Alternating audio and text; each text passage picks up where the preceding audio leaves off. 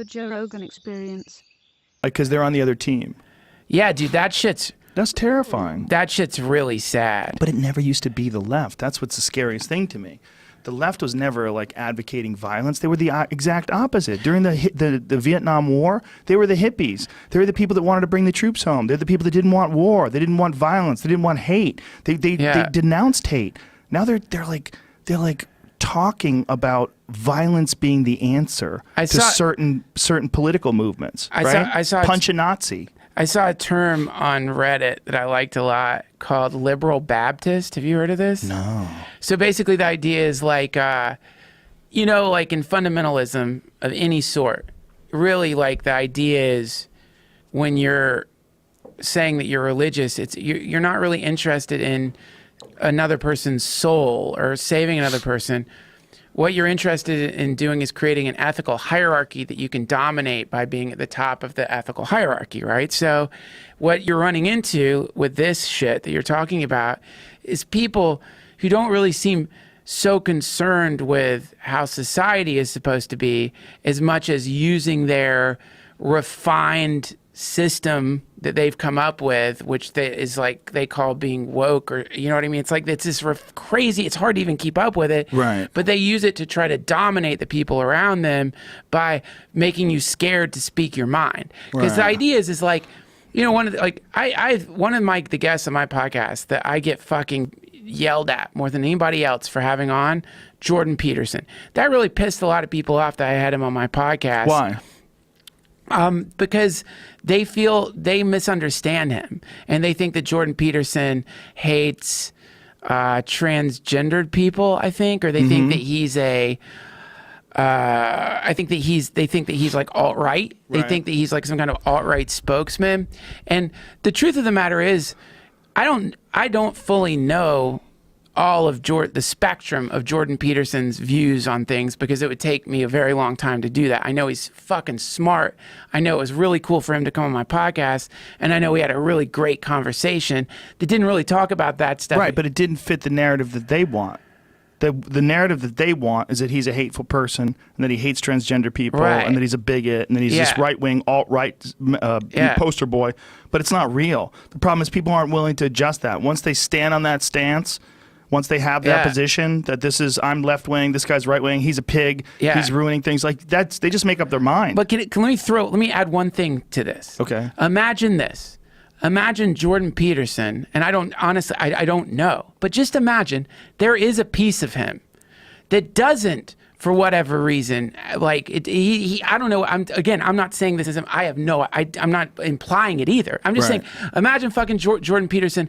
I don't know. I'm trying to think of some offensive thing that just imagine he had some piece of him that was definitely politically not correct, right? Okay. That doesn't mean that all the other shit he's saying is invalidated by some piece of him, because people are made up of lots of different pieces. Well, that's basically, in a way, I'm not categorizing Jordan Peterson the way you categorize Descartes, but that's what he was saying. Right. That with great people, they also have, what was the word he used?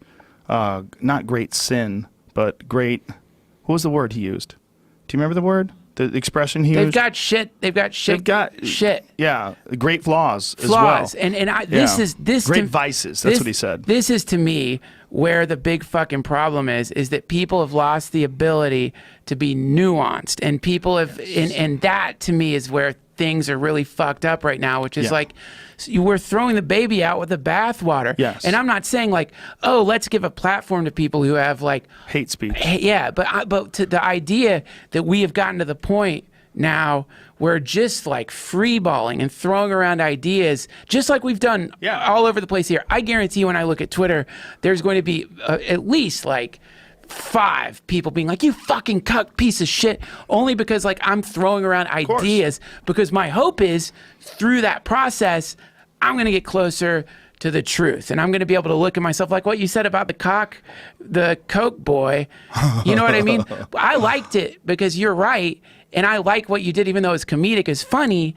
you're right, dude. Why am I giving that guy a hard fucking time? What is he going to do? He can't not be born a Coke son. Right. He's like, he can't change his birth. Yeah, he is who he is. But that's meanwhile, what is he beautiful. doing? Is he taking over countries in Africa? No, he's making cute shirts and he's banging a hot woman. Yeah. Leave him alone! But I like that, having these kinds of interactions with friends, because it helps me adjust. Even though I don't have any real animosity for the Koch brother, from that kind of thing, I can look at my own fucking pattern and be like, whoa, shit, yeah, that's something to think about, because I could be more compassionate there. Yeah. So my point is, what ends up happening and what leads to someone who started off being, who considers themselves part of a group that's trying to stop war, that spawned the hippie movement, and now they're like thankful that a train accident happened. That is a result of gradually shutting down their ability to understand that a human is much more than just one fucking thing. Jeff Sessions is not just an anti-marijuana person. Jeff Sessions is probably an elf, and a sweet elf at that, and a person who's got a lot of love in him and has done a lot of good things for a lot of people, but also he's got the worst fucking concept of what marijuana is, and that sucks, but that doesn't invalidate any of the love he's expressed throughout his life.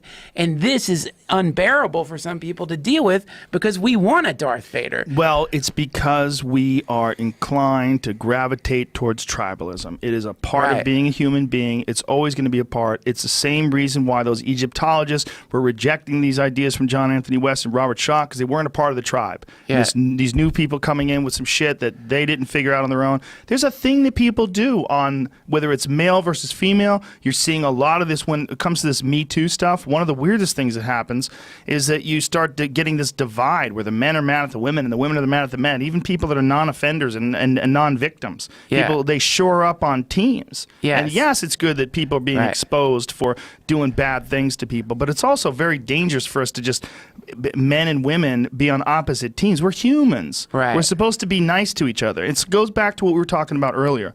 We don't say that enough. I really don't think we say that enough. I really think we need to. It should be reinforced. And it sounds like, oh, that's a fucking great thing. That's your advice, bro? Be nice to each other? Yeah. Yes, it is my advice. It's not my only advice. Right. I think you should also get your shit together. I think you should have some fucking discipline. Yeah. I think you should eat right. I think you should do a lot of things. I Yeah. think you should read books. I think you should pay attention. I think you should try to educate yourself. I think you should try to be aware about objectivity and tribalism, aware of the influence. But I also think it would be really nice if we all just agreed to be nicer to each other. But